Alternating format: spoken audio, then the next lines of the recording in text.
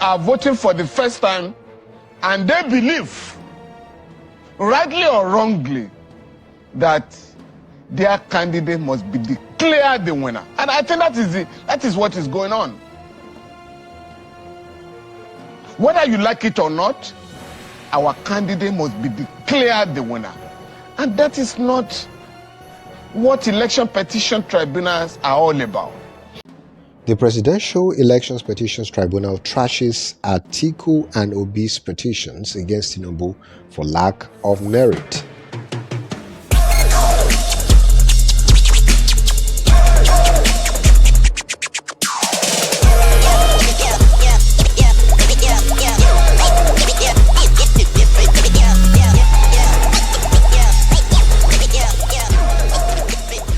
Welcome to DIGINAIJA, home of latest stories. Thanks for joining us. Remember to follow, share, and like.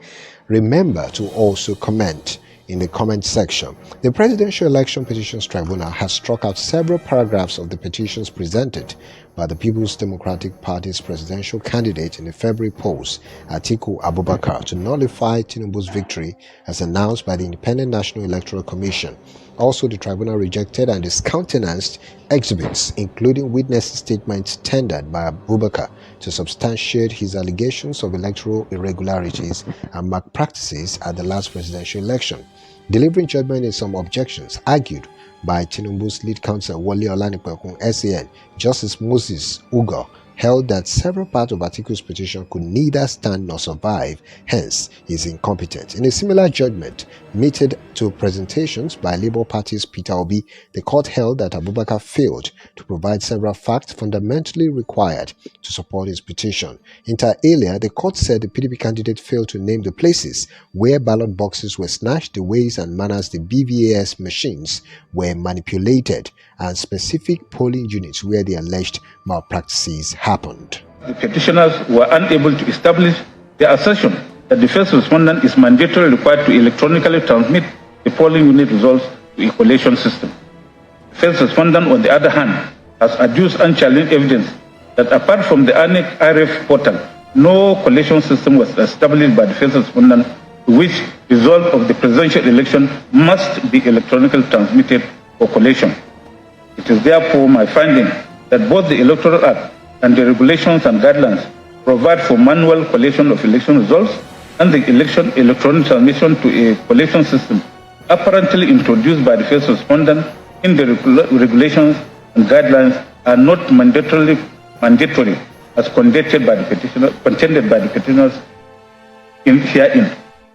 Also, my finding based on the evidence adduced that the only collation system put in place by the first respondent in the conduct of the presidential election is comprised of the fiscal collation centers in the registration areas or ward collation centers, local government area collation centers, state collation centers, and the national collation centers elaborately stated in paragraphs 47, 50, 53, 54, and 55 of the regulations and guidelines for the conduct of elections 2022. Abubakar, who claimed to have polled the majority of lawful votes, was said to have failed to state in strong terms the total lawful vote he claimed to have scored. The tribunal held that although the former vice president alleged that Tinubu did not score the majority of lawful vote, he failed to reveal the perceived lawful vote in his petition to the tribunal. Abubakar's petition was also faulted for introducing several facts and allegations in unlawful ways that caught the respondent unaware, adding that the tactic employed was unfair and made him clever by half. Amongst the new facts he was said to have wrongfully introduced were the allegations of certificate forgery, criminal conviction, and dual citizenship of Guinea made against Tinubu outside the mode of filing a petition. Justice Stephen Ada, who read another ruling on objections against the petition, expunged several documents tendered by Atiku on the ground that the exhibits were made during the pendency of the petition. More so, the tribunal expunged several key witnesses of Abubakar from the tribunal record for having been made in manners not known to law. It held that the wrongful mode adopted by the Adamawa-born presidential candidate in the construction of the petition made several paragraphs liable for expunging due to lack of merit. Previously, before the tribunal gave its judgment, a number of analysts, which include lawyers and political scientists, had this to say. Some of the people involved are voting for the first time, and they believe, rightly or wrongly, that their candidate must be declared the winner. And I think that is what is going on. Whether you like it or not, our candidate must be declared the winner. And that is not what election petition tribunals are all about.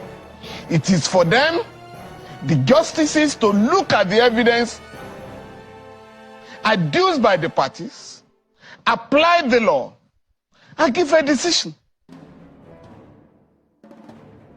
As they say, even if the heavens will fall, and the heavens won't fall anyway, the judges must not be intimidated. They must give their decisions, regardless of blackmail or intimidation. Convinced that they can justify their judgment. That is what is required by them. To examine the evidence, apply the law, and deliver a decision. One way or the other. Some will win, some will lose. But those who lose, in the case, who are aggrieved, will have another opportunity to approach the Supreme Court and demonstrate how the Court of Appeal has erred. Laws are not based on sentiments. It's based on facts. It's based on evidence. And then they had ample time to prove all their things. Now, a few things that were raised. And you see, this case also is going to settle some constitutional issues. The issue of 25%. You know, this thing, funny enough, has been recurrent and recurring.